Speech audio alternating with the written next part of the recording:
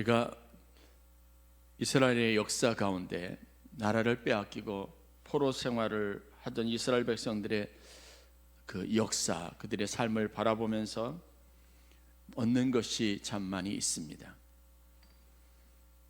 또한 그 역사를 바라보면서 우리가 쉽게 지나치고 또 간과하는 사실도 있습니다. 포로 이전과 이후에 하나님의 백성들의 삶에서 달라진 것이 과연 무엇일까? 여러분 생각해 볼 수 있어야 합니다. 그들이 나라를 빼앗기고 또 성전을 잃어버렸어도 여전히 그 땅에서 똑같은 일상을 살아가고 있습니다.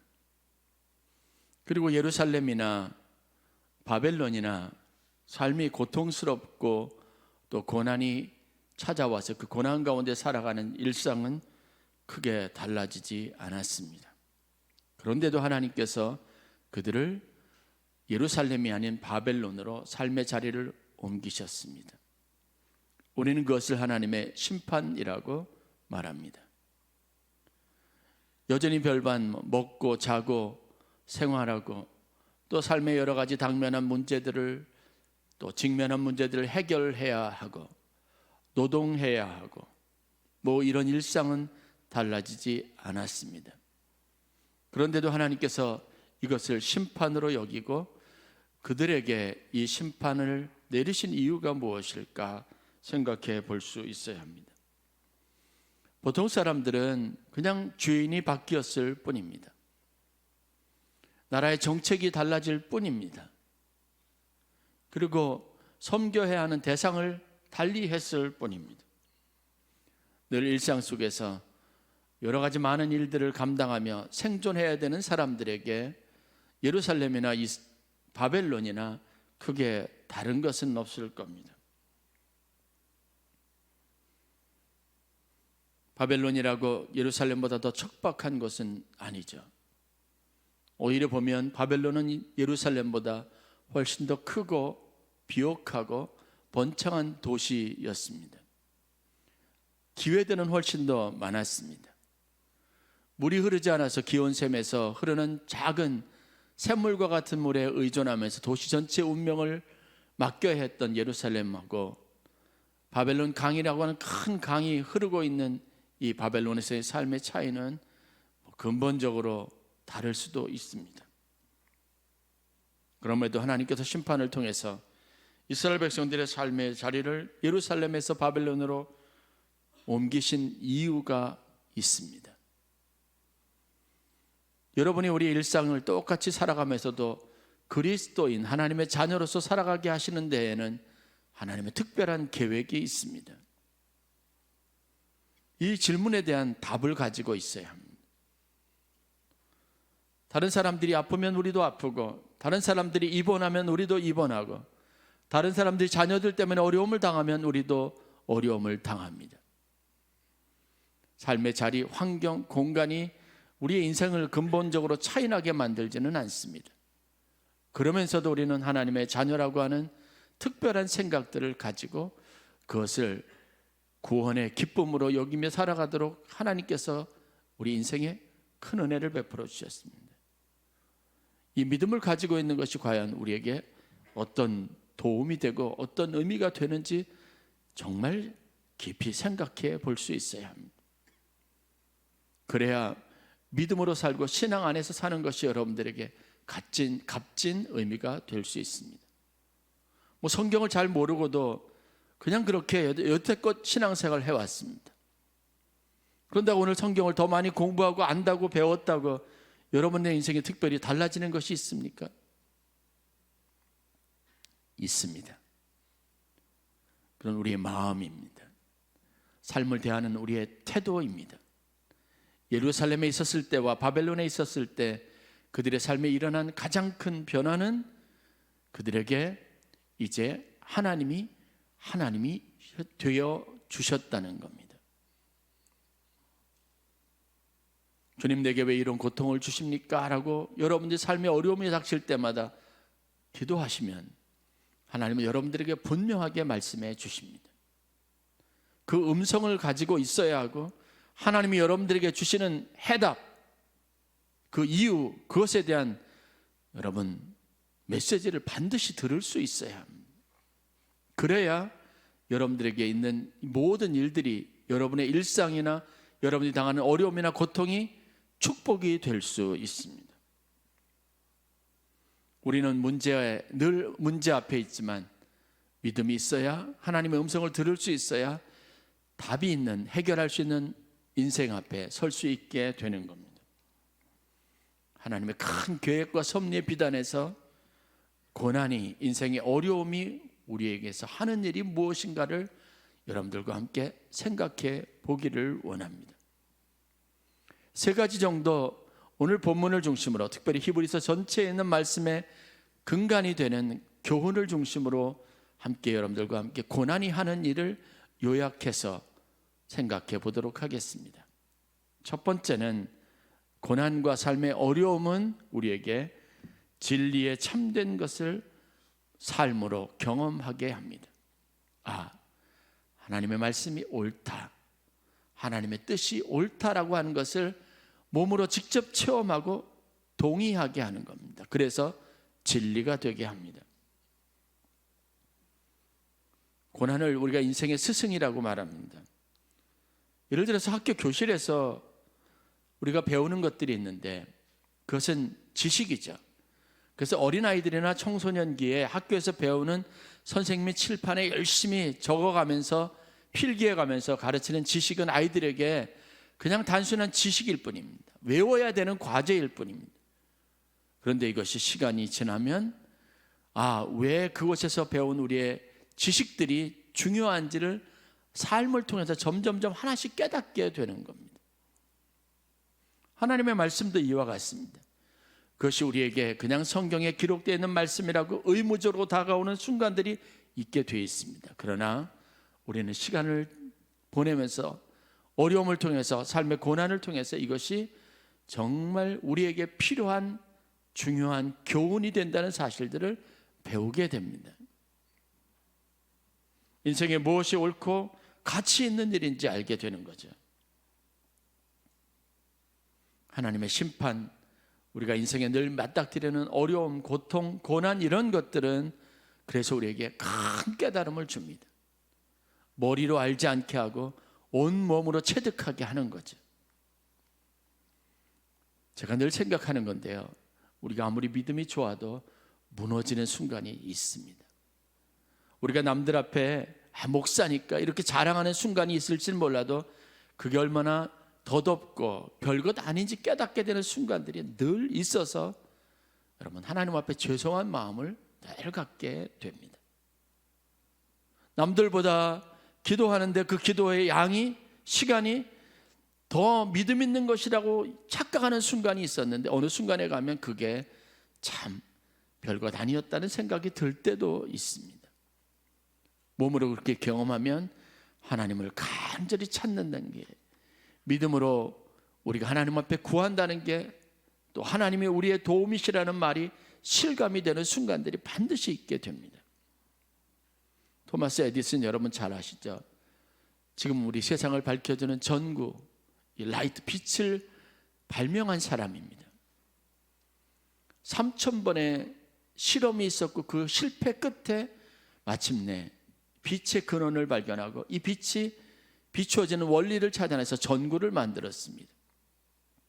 다른 시각에서 보면 3000번의 실패가 있었기 때문에 빛이 우리의 일상 속으로 들어온 겁니다. 전구가 발견되게 된 겁니다.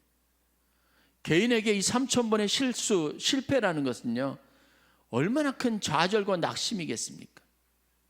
여러분들이 한 가지 목적을 성취하기 위해서 3000번 이상의 실패를 경험해야 된다는 것이 그냥 당연한 사실처럼 받아들인다면 여러분 과연 살 수 있겠습니까? 에디슨이 3000번 실험을 반복하고 그리고 실패하는 과정은요, 죽고 싶었던 순간이 수도 없이 있었다는 걸 의미하는 겁니다.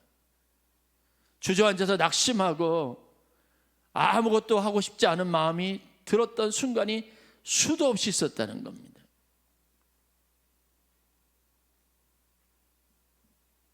기운을 내고 싶어도 기운이 생기지 않아서 그냥 누워있기를 반복하는 날들이 수도 없이 많았다는 것을 의미합니다. 한 사람의 인생에 성공이 빛나지만 그 과정 속에서 수없이 많은 우리 모두가 지금 겪어내는 것과 같은 고통의 순간들이, 고난의 순간들이 다 있었습니다. 무릎 연골 수술을 하시는 분들을 보면 깨닫는 것이 참 많습니다. 어떤 분은 남들이 잘 수술을 마치고 걸어 다니는 것을 보고 그 임상 결과들을 보고 그리고 결단을 하죠. 수술을 합니다. 그런데 정작 수술을 하고 난 다음에 여러분 그 고통, 아픔을 참아내는 시간들, 그 안에 그 시간들을 견뎌내는 것은 다 힘들어합니다. 그래서 결국은 내가 괜히 수술하지 말걸, 수술했다고 결정을 후회하는 날들로 그냥 매일매일을 보내는 겁니다. 그러나 그 시간을 견뎌냈으니까 걷는데 보장된 10년, 15년 튼튼한 연고를 가지고 걷는 그런 기쁨이 있게 되는 겁니다. 견뎌내야 되는 겁니다. 그것을 경험하게 하나님께서 하신다는 것을 알아야 합니다.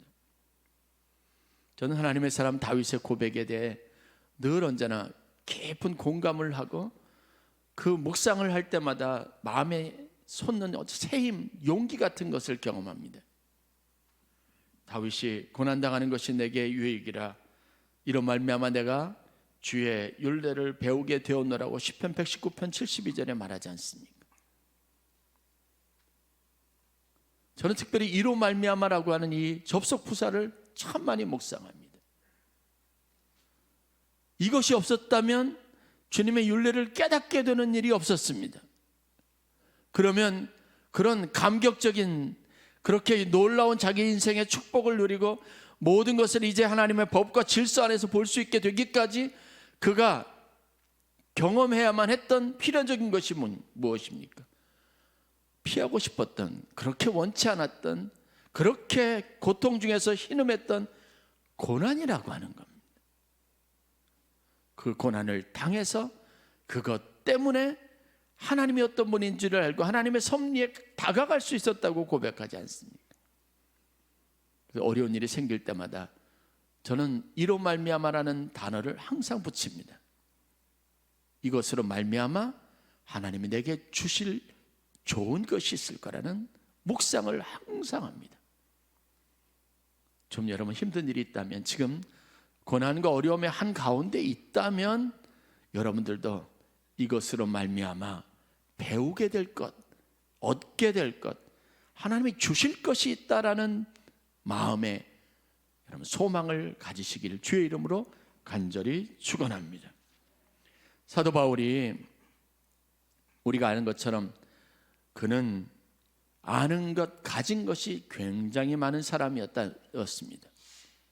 어려서부터 율법을 배웠고 그가 가지고 있는 지적 능력을 가지고 다른 사람들보다 공부나 배우는 데 있어서 항상 뛰어난 재능이 있어서 당시에 모시기 힘들다고 하는 가말리엘이라고 하는 사람을 스승으로 모시고 우주를 섭리하고 움직여가는 하나님의 모든 섭리에 대해 철학적으로, 수사학적으로, 관념론적으로 가장 가까이 접근한 학문적 탁월성을 가지고 있던 사람입니다. 그런데 그런 바울이요, 부족했던 것이 있습니다. 그것은 뭐냐면 아는 것만큼 경험하는 것이 없었다는 겁니다. 섣부른 사람이었습니다. 쉽게 판단하는 사람이었습니다. 그래서 하나님께서 그를 얼마나 혹독하게 훈련시키셨습니까? 하나하나 그가 가지고 있는 지식이 경험이 되게 하셨습니다. 그러기 위해서 그런 과정들을 거치면서 사도 바울이 겪어야 되는 아픔과 고통과 어려움들, 그가 치러야 되는 대가들, 고난과 어려움, 그것에 대해서 고린도 교인들에게 자세하게 그 횟수까지 구체적으로 언급하면서 다음과 같이 이야기합니다. 40에서 하나 감한매를 5번 맞았고 3번 태장으로 맞고 심하게 돌로 맞아 죽은 줄 알고 성 밖에 버려진 적도 있고 3번 배를 타서 파선해서 일주야를 깊은 바다에서 지내기도 했고 여러 번 여행하면서 수없이 위험을 당하고 또 수고하고 애쓰고 여러 번 잠을 자지 못하고 줄이며 목마르고 여러 번 굶고 춥고 헐벗었다라고 말합니다. 이렇게 말하면서 사도 바울이 이어서 고백하는 것이 우리가 관심을 가져야 될 말씀입니다.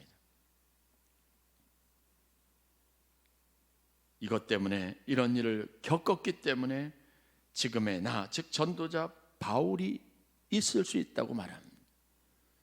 나의 나된 것이 하나님의 은혜였다라고 말하는 겁니다.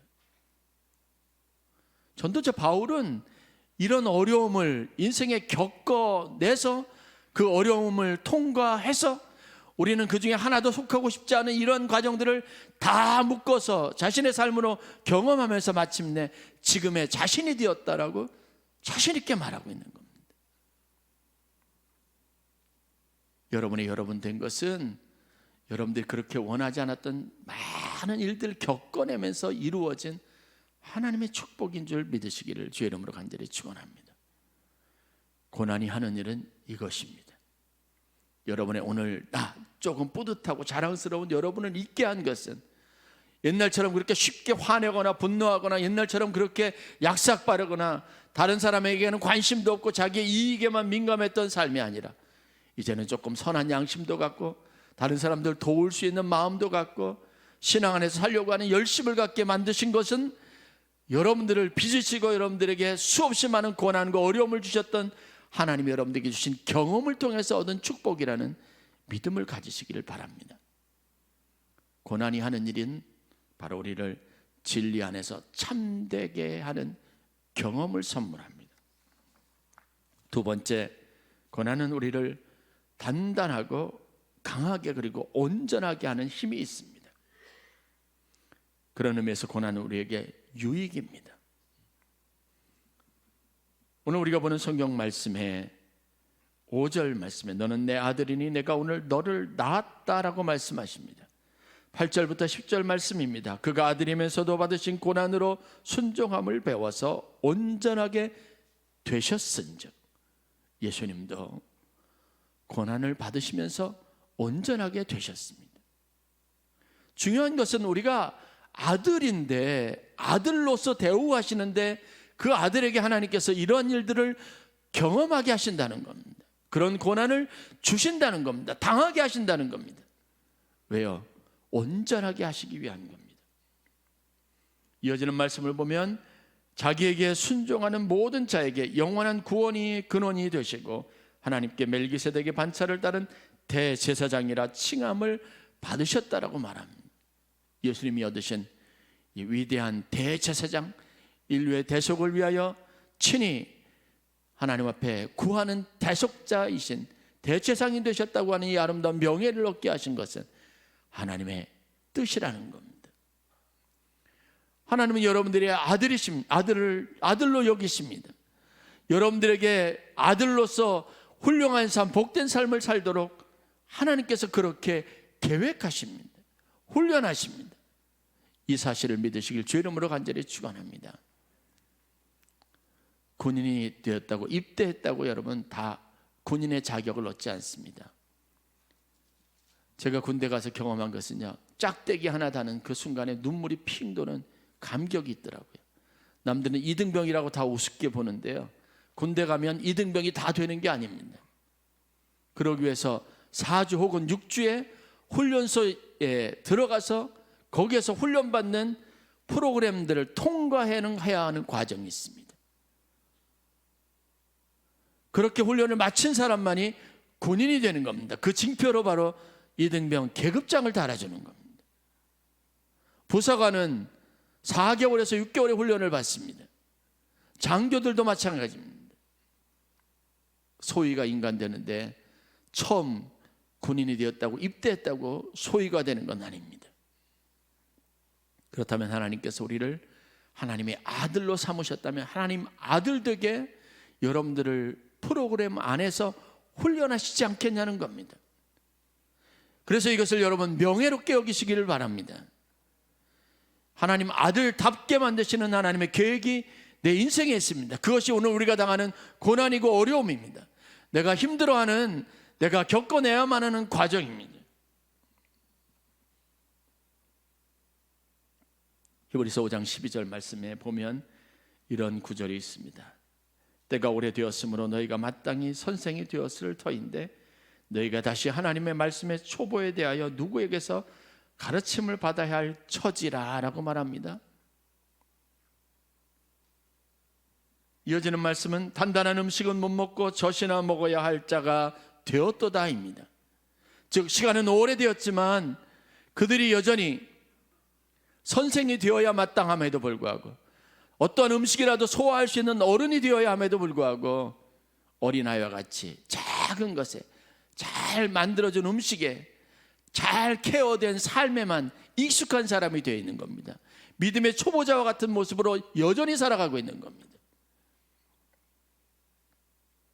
그래서 하나님이 단단한 음식을 소화할 수 있는 장성한 자가 되게 하시기 위해서 고난과 어려움을 주셨다라고 말합니다.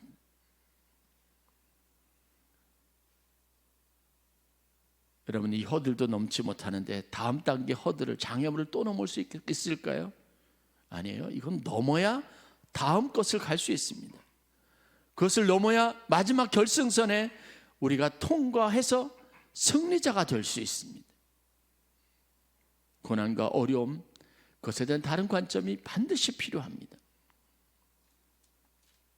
고난이 하는 일은 우리를 단단하게 하고 자격을 구비하고 갖춰서 온전하게 합니다. 철부지 목동 출신이 기름 부음을 받았다고 한 나라를 통치할 수 있겠습니까? 하나님의 기름 부으심과 하나님의 선택은 이런 갑작스러운 변화를 의미하지 않습니다. 만들어지고 훈련되어지고 다듬어지고 구비되어지는 과정을 거치게 되어 있습니다. 10년이 훨씬 넘는 20년 가까운 시간을 다윗이 그래서 이 훈련 프로그램 속에서 자격을 갖추기 위한 모든 과정들을 다 거쳤습니다. 그 훈련 과정을 넘지 못하면 시간을 연장하고 또 그 훈련을 다시 받도록 하는 일을 반복하게 하셨습니다.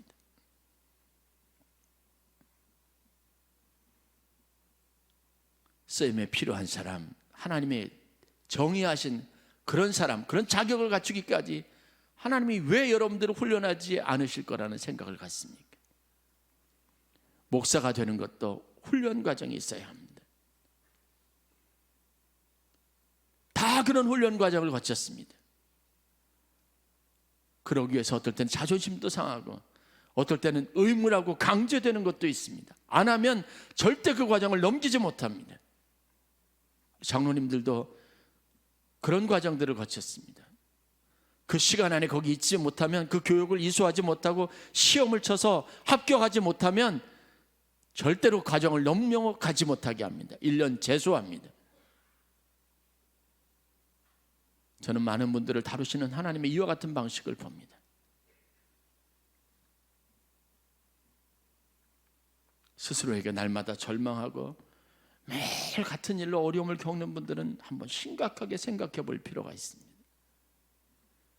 이게 하나님의 여러분을 다루시는 훈련 프로그램이라면 혹시 여러분들이 그것을 미달하고 자꾸 순간을 모면하려고만 해서 여러분들이 그것을 넘길 만큼 그릇이 되지 않았거나 그 힘도 없이 이리저리 피하기만 하고 시간만 때워서 요령을 피워서 그렇게 적당하게 넘어가려고 하는 일만 반복돼서 하나님의 자격이 미달이라고 여겨서 똑같은 일을 수십 년째 여러분에게 계속해서 겪게 하시는 것은 아닌지 심각하게 고민해 보셔야 합니다.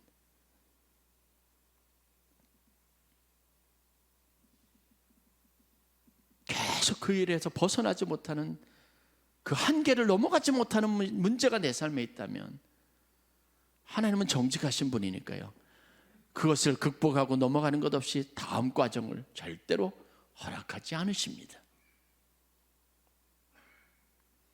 그래서 1년이면 끝낼 일을 10년이라고 하는 과정을 계속 반복해서 하는 것은 아닌지 되돌아보는 것이 지혜입니다. 하나님은 반드시 단단하게 하시고 우리를 온전하게 하십니다. 그러기 위해서 훈련 프로그램을 가동하시는 분이십니다. 왜? 우리가 당신의 아들이니까요.